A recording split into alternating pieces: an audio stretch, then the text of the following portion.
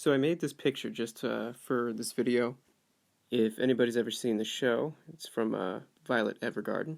If you haven't seen it yet, I would highly recommend it. It's on Netflix. So I took her character design and I made this figure and I drew it into place and all that. I made this little environment and I was like, okay, well, maybe she's on a boat, who knows? She's got her little parasol and we got some water lapping up on the side of this boat that she's on. We've got a little plant in a potter. Yeah, there's like more detail I could put into this, but I gotta move on and go on to other things for you guys. Overall, I'm pretty okay with how it came out.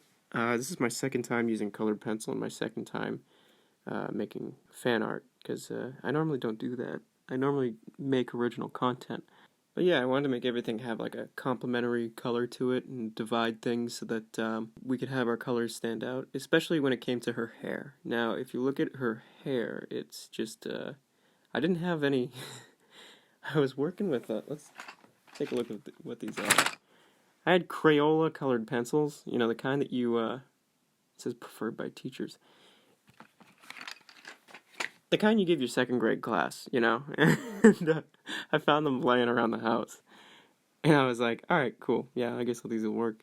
You know, they're not super fancy colored pencils by any means, but I forgot to mention actually that the Batgirl hitting the Joker, that was made on some piece of computer paper with just a pencil and these same colored pencils that I used for this picture. Reason being, I want to prove a point that you can make a picture with anything. You don't need super fancy materials. I mean, like, yes, if you want to make something look super finalized and you're very experienced, then by all means, yeah, go ahead. But you don't absolutely need that. And I wanted to make a point by doing that, and I like using these cheap materials too, because I don't mind using so much of them.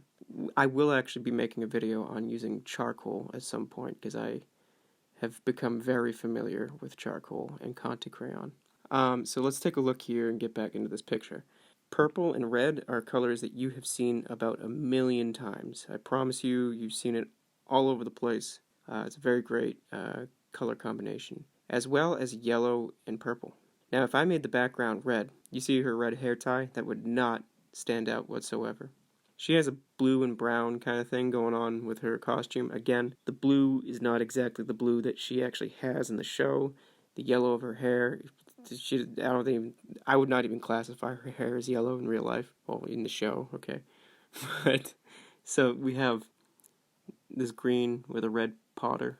The red is different from the other red on the wall, because I don't know, I like that. Like I said, black goes with anything. And we have this blue coming up against this red here. I chose the purple to make her hair stand out on something that's complementary of yellow, but also complementary of the red in her hair and in her hair tie. Yeah, that one. And the red on the wall here. Wanted to make that complementary of both those things. And I didn't want the purple to cross over onto her blue top there, because that just would be, we wouldn't have as easy of a time to make the difference between the two. So as you can see over here too, to the right, the shading changes how dark the red is. I could take this line away and you would be able to tell indefinitely. You would be able to see exactly where the change in the wall is. I didn't go through to take out that line. It's not like it's that tough. I probably should.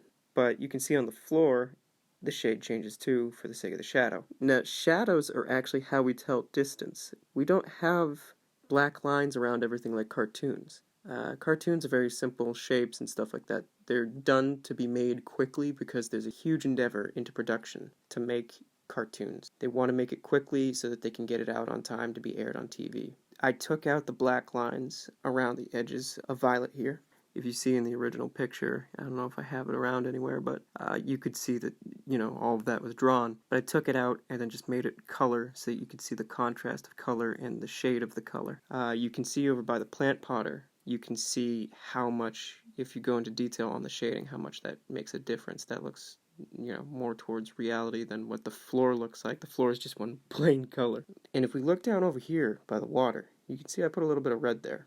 And there's also a little bit of blue on the ship. Reason being, like I said before, when a color bounces off of an object, because it's what's reflected off of the object, that's the color that we see, and it absorbs all the other colors. This is important for photography or video making, if you're into films or anything like that. Basically, the light that is bounced away from one object will then glow onto another object. So if you have like a big red tarp right next to a very brown surface, the brown surface will take on a little bit of the red because the red is overflowing onto that brown surface, right? Yeah, you can see there's an insinuation of like a graded kind of platform up here. You got to think about the direction of lighting, but we'll talk about lighting in another thing. See, the blue on the umbrella complements the red of the wall behind it. That way we get a sense of the blue is separate from the red. We chose that intentionally. The purple with the yellow, the purple with the brown, the purple with the red, the purple with the black, the red with the black, blue and black. Yeah, it's usually not the best color combination. Sometimes it works. The yellow and the black, this red and this blue down here over by the ocean. All of these are very decided. If the floor was white or gray, her hair would be lost in there. Maybe even, it's really tough to make that yellow kind of work, honestly. And there's a lot of detail in her hair that had to just like disappear because I have no other colored pencil to make that work, but I tried. I tried. So yeah, I think that's everything. Alright guys, if you do anything with color work, just let me know. Tag me in your posts on Instagram or anything. Follow this video and stuff.